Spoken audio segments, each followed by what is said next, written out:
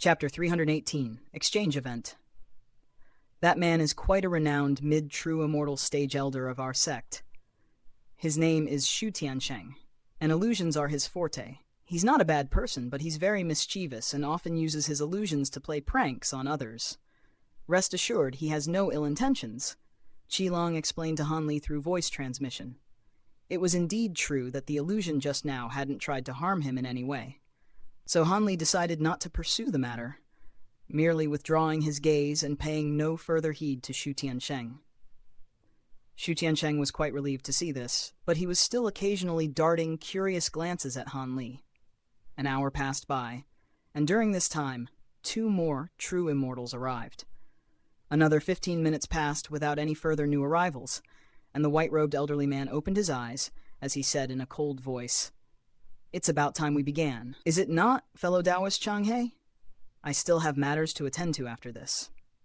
A hesitant look appeared on Taoist Changhe's face upon hearing this. There was still some time left until the scheduled start, but it didn't appear as if anyone else was going to show up. All right, let's begin. There are 19 fellow Taoists attending this exchange event. On behalf of our Heavenly Scorpion sect, I would like to thank you for your patronage. Taoist Changhe rose to his feet and cupped his fist in a salute to everyone present as he spoke. Let's skip all the formalities and begin, fellow Taoist Changhe.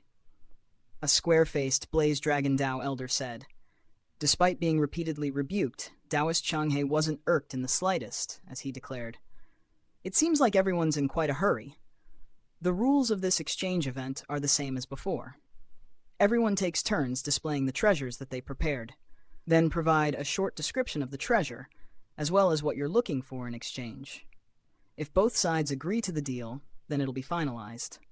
On top of that, our Heavenly Scorpion sect is only providing this venue, and we're doing so free of charge, so if any disputes arise after an exchange is made, we accept no responsibility. With that, let's begin. As soon as his voice trailed off, a bald man seated next to him immediately rose to his feet. The man patted the storage pouch strapped to his waist, and a blue jade box appeared in his hand. The jade box was surrounded by a small cloud of blue mist, and it was giving off a bone-chilling aura. It was clear that the box held something quite remarkable, and everyone's attention was immediately drawn to it.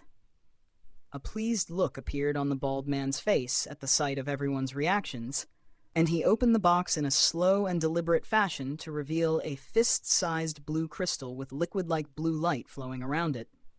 The crystal was giving off a glacial aura coupled with faint law power fluctuations, and as soon as it was revealed, the air temperature in the hall plummeted, causing all of the moisture in the air to freeze into ice crystals, presenting a beautiful spectacle to behold.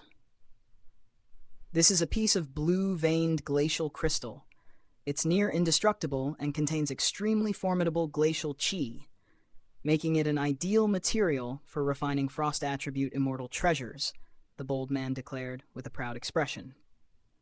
Many of the people present were clearly interested in the crystal, but Hanli only took a glance at it before withdrawing his gaze. To the average true immortal, materials that contained law powers were very precious, but he possessed many such items, so this one wasn't of particular interest to him. That's a very precious material, fellow Taoist Chin. Have you considered what you would like in exchange for it? Taoist Changhe asked. I would like a metal attribute spirit material or demon beast core of the same caliber, the bald man replied. Everyone remained silent, and the people that were interested in the crystal could only shake their heads with wry smiles. The blue-veined glacial crystal was indeed a precious material, but what he was asking for was just as precious and rare. The bald man's brows furrowed slightly upon seeing this. I don't have either of the two things that you stated, but I'm willing to purchase that crystal from you using immortal origin stones, an elderly man wearing a round hat declared. I'm not short on immortal origin stones at the moment. If no one can offer me what I asked for, then I'll be keeping this crystal for now. The bald man replied as he closed the jade box and sat back down. The elderly man wearing the round hat could only heave a forlorn sigh in response. After the bald man sat down, the young woman seated next to him rose to her feet, then swept a hand through the air to release 4 or 5 azure bones, all of which were giving off a faint azure glow. These are some true immortal demon beast bones, and in exchange, I would like some pills to assist me in my cultivation. Demon beast materials generally weren't that precious, so the bones on display didn't attract much interest. However, these were still the remains of true immortal stage demon beasts, so they were ultimately taken by a Blaze Dragon Dao in exchange for 2 vials of pills. After the young woman came Xianxia. Fellow Taoists, I've brought with me a set of 49 lost soul flags, every single one of which is a spirit treasure in their own right. While the 3 primary flags are top-grade spirit treasures. When unleashed all at once, the 49 lost soul flags are just as powerful as the average immortal treasure. In exchange for them, I would like 1 piece each of profound devilish metal essence and heavenly softwater crystal, Shu Tiansheng declared as he swept a sleeve through the air, and 49 palm-sized black flags appeared in front of him one after another, with 3 of them clearly larger than the rest. Shu Tiansheng made a hand seal, and a dark cloud that was as black as ink erupted out of the flags to instantly fill the entire hall. A burst of horrific howling also rang out from within the black cloud, causing the surrounding space to shudder. Everyone was quite amazed to see this, and Han Li took an extra glance at the flags as well. Up to this point, these flags were the most precious item that had been presented, but he still wasn't interested. However, many of the other cultivators present were very keen to get their hands on this set of flags, and after a fierce round of bidding, they were ultimately exchanged for a piece of profound devilish metal essence and 2,000 top-grade spirit stones, as well as several other treasures. The items presented by the next few people after Shu Tiansheng were also quite remarkable, and the atmosphere in the exchange event was gradually beginning to heat up. Up to this point, the most precious items presented had been 3 purple flowers called Purple Devil's Trumpets, and each one contained enough poison to kill a true immortal. At the same time, they were an extremely precious type of spirit material for refining poison attribute immortal treasures. In exchange, the owner of the flowers was asking for the core of a true immortal stage demon beast, known as the Crimson Crown Fire Crane. But no one had such a demon core in their possession.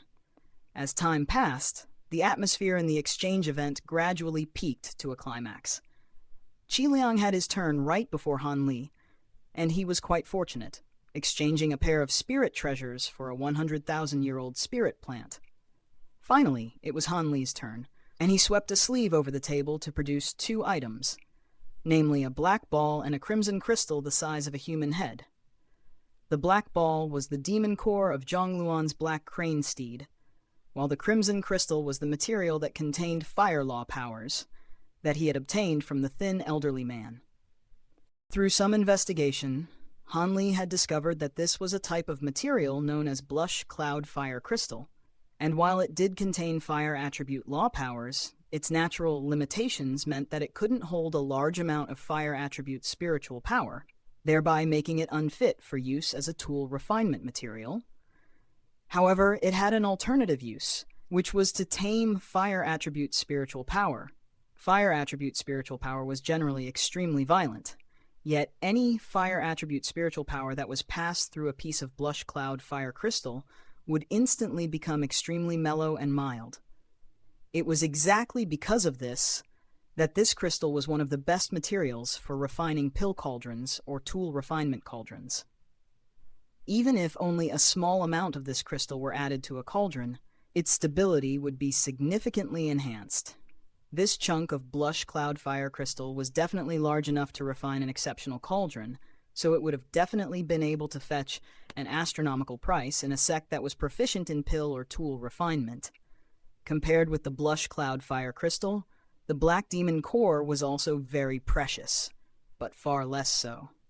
Taoist Changhe initially faltered slightly at the sight of the blush cloud fire crystal, following which an intense look appeared in his eyes as he stared at the crystal with an unblinking gaze, and he was so excited that his cheeks had become slightly flushed.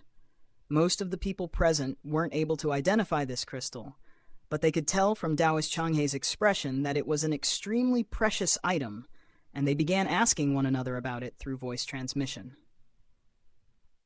I have here a true Immortal Stage Demon Beast core and a piece of Blush Cloud Fire crystal.